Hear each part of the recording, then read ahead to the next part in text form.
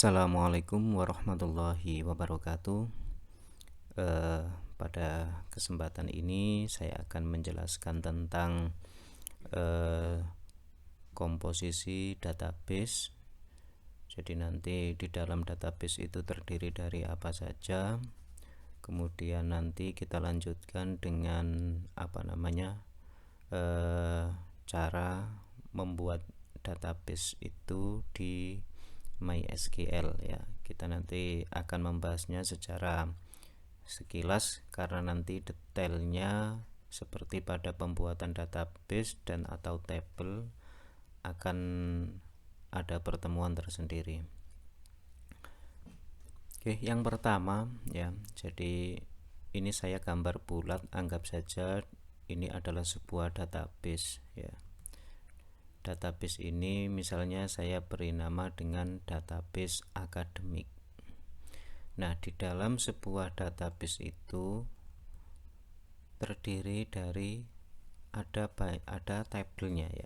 Di dalam database itu ada istilah tabel.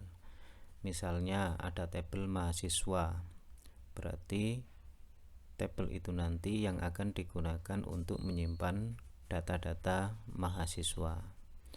Kemudian ada tabel dosen, berarti tabel itu digunakan untuk menyimpan data-data dosen. Ada tabel mata kuliah, digunakan menyimpan data mata kuliah. Kemudian misalnya ada tabel nilai yang digunakan untuk menyimpan nilai dari mahasiswa di setiap mata kuliah. Oleh sebab itu nanti masing-masing tabel ini memiliki keterkaitan ya, Misalnya tabel mahasiswa ini dengan mata kuliah itu kaitannya adalah mahasiswa nanti mengambil mata kuliah apa saja. Kemudian mahasiswa dengan nilai itu nanti mahasiswa itu dengan mata kuliah yang diambil itu nanti dapat nilai berapa ya. Jadi kenapa harus ada mahasiswa, ada mata kuliah, ada nilai? Kenapa nilai itu tidak langsung dijadikan satu dengan mahasiswa atau dijadikan satu dengan mata kuliah? Nah, itu nanti ada penjelasan yang terkait dengan cara mendesain database. Dalam hal ini terutama mendesain tabel-tabelnya ya. Karena untuk membuat tabel, untuk menyusun database itu ada tekniknya tersendiri ya. Butuh tabel apa, kemudian kenapa itu tidak dijadikan satu, apakah tabel itu harus dipecah atau dijadikan satu, itu ada teknisnya tersendiri. Kemudian misalnya tabel mahasiswa dengan dosen, apa kaitannya? Misalnya mahasiswa ini dosen pembimbing akademiknya siapa, nah itu berkaitan dengan data dosen. Kemudian mata kuliah dengan dosen itu kaitannya, misalnya mata kuliah ini siapa yang ngajar, nah itu kaitannya dengan data dosen. Kemudian selanjutnya adalah komposisi tabel ya. Jadi tadi di dalam database itu, di dalamnya database itu ternyata banyak terdiri dari beberapa tabel. Nah, sekarang di dalamnya tabel itu apa isinya ya. Di sini saya jelaskan bahwa dalam membuat tabel itu harus diperhatikan, karena di dalam tabel itu terdiri dari field atau kolom. Field atau kolom itu diisi dengan nama kolom, misalnya NIM, nama, prodi. Jadi nama kolom ya, kalau kita bikin tabel di Excel itu ya biasa, misalnya nomor, NIM, nama mahasiswa, tempat lahir, tanggal lahir ya. Begitu juga ketika kita membuat tabel itu nanti akan menyimpan apa saja. Misalnya data mahasiswa itu yang akan disimpan itu apa saja, itu kita tentukan di field kolom. Apakah hanya menyimpan NIM dan nama mahasiswa saja? Apakah nanti termasuk menyimpan tempat lahir, tanggal lahir, nama orang tua, dan seterusnya? Itu ditentukan oleh field atau kolomnya. Kemudian tipe. Tipe maksudnya di sini adalah tipe data, ya, yaitu jenis data yang digunakan. Misalnya kalau kita membuat field name itu tipe datanya apa? Tipe datanya varchar. Misalnya ya, varchar itu berarti karakter atau string, terus tanggal lahir, date, terus misalnya usia, itu kita beri tipe numeric.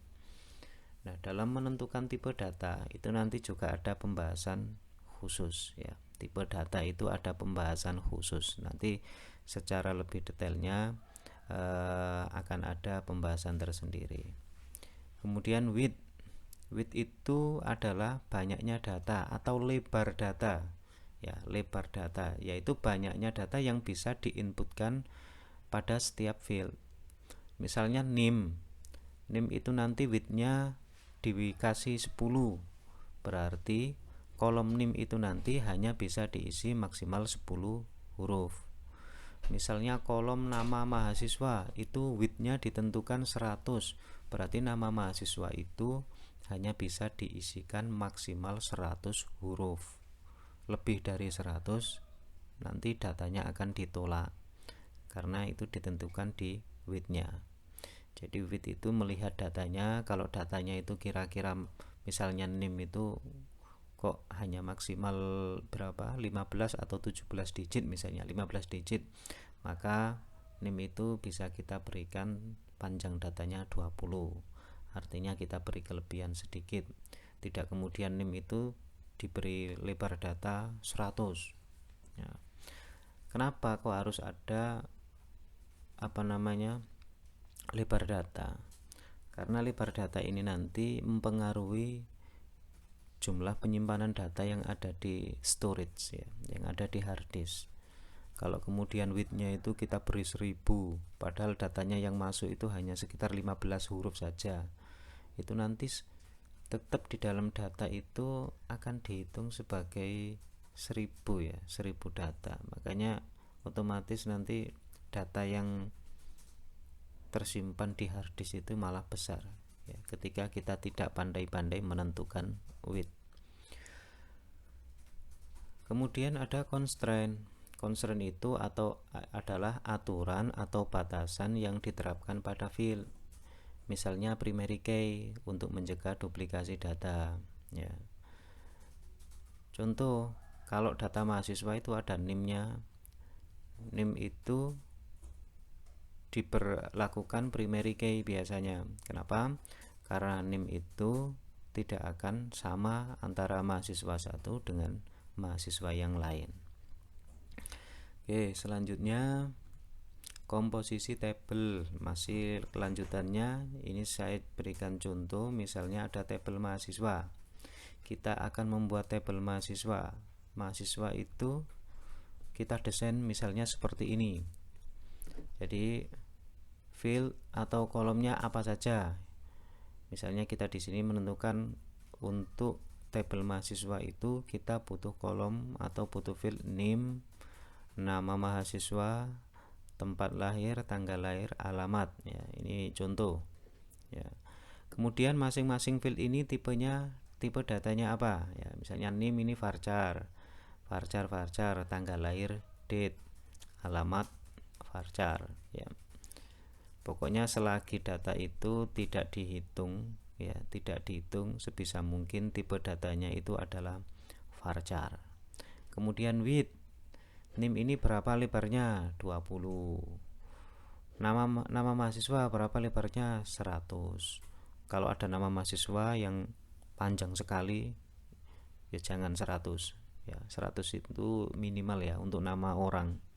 Biasanya saya menggunakan nama orang itu 150, ya. Itu sudah aman. Saya belum menemukan data nama seseorang itu yang panjangnya melebihi dari 150 karakter. Nah, tempat lahir varchar 30, tanggal lahir date 0. Nah, untuk tipe date itu tidak perlu menentukan widthnya ya, tidak perlu menentukan widthnya. Karena apa? Ya karena date itu ya segitu. Tanggal itu kan tanggal, bulan, tahun. Dia sudah otomatis ketika tipe date otomatis ukurannya ya segitu tanggal ya. Kemudian ada alamat varchar, widthnya misalnya 150. Nah, di sini primary name constraint-nya ini ditentukan menjadi primary key, maksudnya ini kurang ya. Primary key. Kenapa NIM diberi primary key? Untuk mencegah adanya data yang sama. Jadi mahasiswa itu NIM-nya dimanapun ya, di perguruan tinggi manapun, itu NIM-nya itu tidak akan sama antar setiap mahasiswa dalam satu perguruan tinggi ya, tidak akan sama. Oleh sebab itu diberi primary key, sehingga nanti ketika ada yang memasukkan NIM yang sama pasti ditolak oleh database ya, pasti ditolak oleh ya aplikasi database tadi. Nah,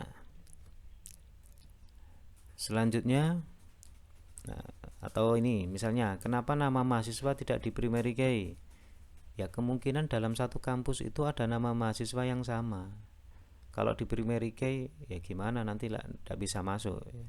Tidak boleh duplikasi data. Tanggal lahir, apalagi tanggal lahir, bisa jadi antar mahasiswa itu tanggal lahirnya sama, termasuk alamat dan tempat lahirnya ini bisa jadi sama. Oleh sebab itu tidak di primary key ya. Kemudian contoh satu lagi yaitu tabel dosen. Nah, sama tabel dosen itu yang di primary key NIDEN, karena tidak ada NIDEN itu nomor induk dosen nasional. Tidak ada NIDEN di Indonesia ini yang sama ya, nomor induk dosen, nama dosen, tempat lahir, gaji ini numerik. Kenapa gaji kok dibikin numerik, kok tidak dibuat varchar? Nah, karena gaji itu kemungkinan akan mengalami perhitungan ya, misalnya ingin menotal gaji dosen itu dalam satu tahunnya berapa. Nah, itu nanti butuh tipe data numerik untuk dijumlahkan. Bitnya 10, berarti gaji itu bisa diisi dengan 10 digit angka. Oke.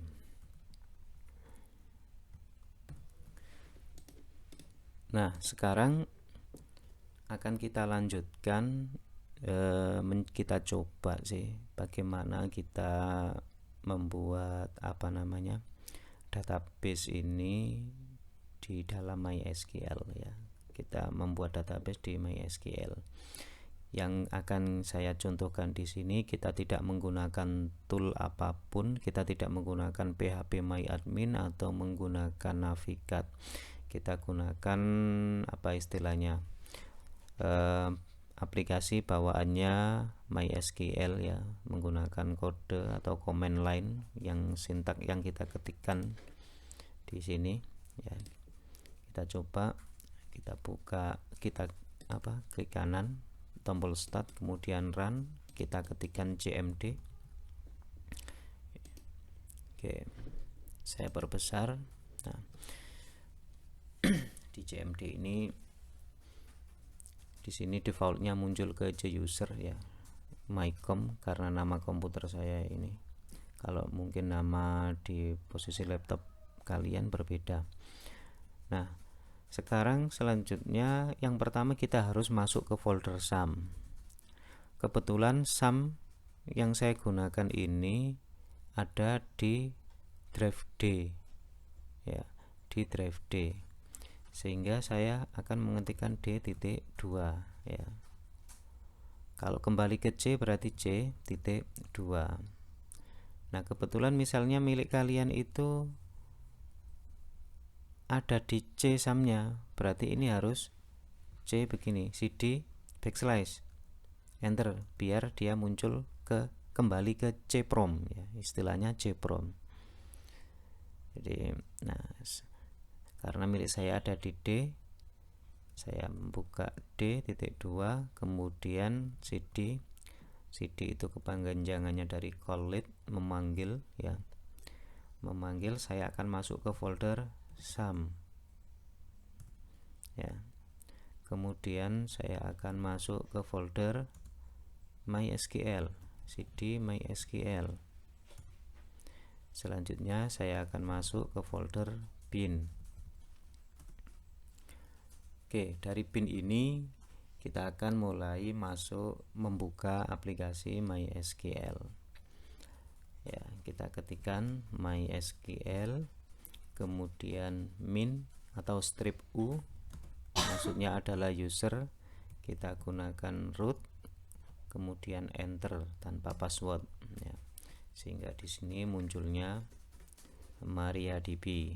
Nah, kita akan coba melihat database yang sudah ada di komputer saya itu apa saja ya, dengan cara show database.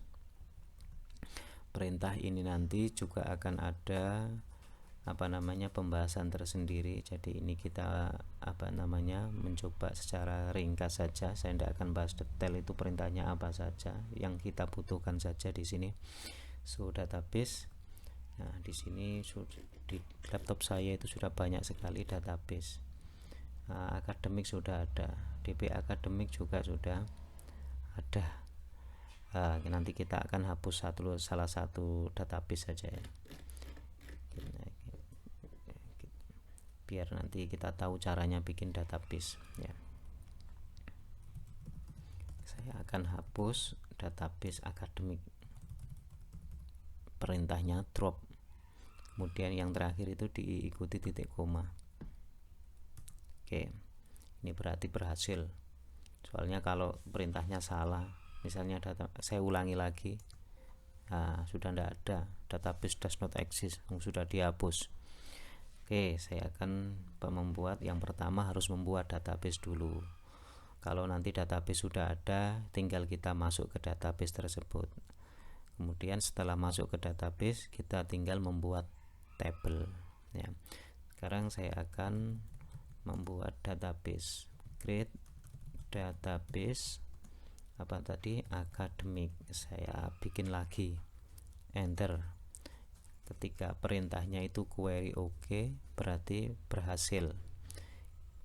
Kemudian kita masuk ke database yang barusan kita bikin dengan cara use academic. Use academic, saya ulangi lagi, use academic .2. Oke. Maka di sini kita sudah di sini menjadi MariaDB, di dalamnya database akademik. Selanjutnya kita akan, karena baru bikin ya, belum ada tabelnya, bisa kita cek dengan cara perintah show tables ya, belum ada tabel sama sekali. Sekarang saya akan mencontohkan cara membuat tabel mahasiswa. Create table mahasiswa, buka kurung, name, kemudian spasi, tipe data, varchar, kemudian buka kurung, lebarnya tadi 20 ya, varchar sebanyak 20, widthnya, kemudian karena ini constraint-nya primary key, langsung kita tulis primary key, kemudian koma. Setelah name kita lanjutkan dengan nama mahasiswa, disingkat dengan nama underscore MHS, spasi, varchar, buka kurung 100, tutup kurung, kemudian biar tidak terlalu panjang ya, cukup dengan name, nama mahasiswa dan alamat saja ya. Alamat alamat spasi varchar, buka kurung 150. Oke, setelah alamat selesai, kita tambahkan lagi satu tutup kurung, karena tutup kurung ini ngikutnya ini ya, buka kurungnya di mahasiswa, maka harus dikasih tutup kurung terakhir ini, titik koma, selesai, enter. Nah, berhasil. Kita cek lagi show tables, enter. Nah, kita sudah punya satu tabel, namanya tabel mahasiswa.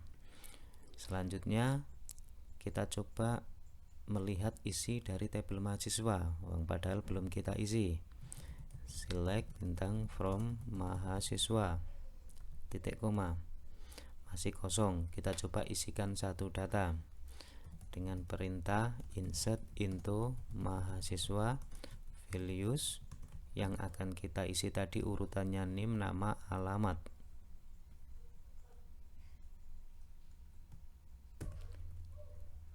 Misalnya NIM-nya ya 2021 1, kemudian koma, petik namanya, karena karakter ya, jadi harus kasih petik, namanya Abung, kemudian alamatnya Jombang. Nah, tutup kurung, titik koma, enter. Satu data masuk. Kita coba masukkan lagi dengan NIM 2, kemudian namanya Bagus, Jombang, enter. Nah, kita cek, select bintang from mahasiswa. Nah, sudah ada 2 data, NIM, nama. Nah, ada 2 data. Kita coba memasukkan data lagi dengan data yang sama ya, dengan data yang sama, NIM yang sama, tapi namanya beda. Misalnya Roni, Jombang, tapi NIM-nya sama yang dipakai oleh Bagus. Ini nanti kita cek bisa disimpan atau tidak, karena tadi itu di primary key, harusnya tidak bisa. Enter. Nah, di sini error. Keterangannya adalah duplikat entry 2012 for key primary. Jadi tidak bisa diinputkan dengan NIM yang sama karena sudah di primary key. Jadi NIM yang sama akan ditolak, tidak bisa diinputkan. Oke, ini tadi materi singkat yang berkaitan dengan isinya database itu apa saja. Di dalam database itu ternyata ada tabel, kemudian di dalam tabel itu kita harus menentukan apa tadi, fieldnya bagaimana, fieldnya apa saja, tipe datanya, widthnya, constraintnya. Kemudian ini tadi kita sudah mencoba membuat database di komennya ini melalui CMD MySQL dan mencoba menginputkan beberapa data. Oke, terkait dengan tipe data, kemudian cara mendesain tabel ya di dalam database, kemudian perintah SQL yang berkaitan dengan grade-grade tadi, kemudian insert into itu apa, nanti ada pembahasan tersendiri. Nah, ini sebagai gambaran awal ya, bahwasanya kita nanti dalam basis data 1 itu intinya harus bisa merancang database dan nanti akan ada sedikit penjelasan tentang perintah SQL atau query. Oke, demikian materi dari saya, mudah-mudahan bermanfaat. Saya akhiri dulu. Assalamualaikum warahmatullahi wabarakatuh.